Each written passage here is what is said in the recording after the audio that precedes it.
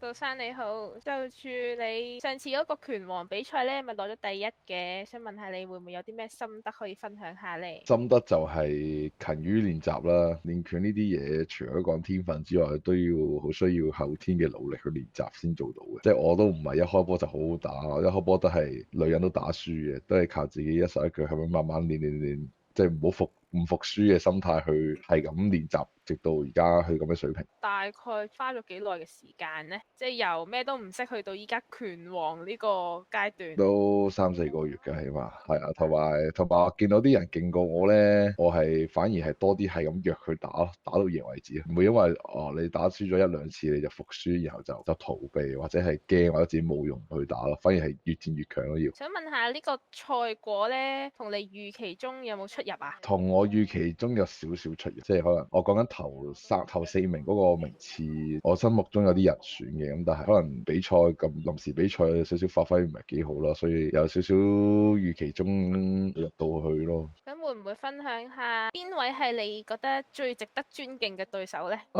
刑天堂啊，車房嗰個係點解嘅？保安啊，因為佢係我教拳師傅嚟，哦，佢曾經係你師傅啊？冇錯就係佢教我打拳嘅，睇嚟你而家青出於藍喎，有冇有冇咁咩想同講？師傅講感謝啊？有啊，等同師傅講，一日係我師傅嘅終身遺父啊，我唔會忘記你對我嘅教導嘅。相信佢一定會收到你嘅。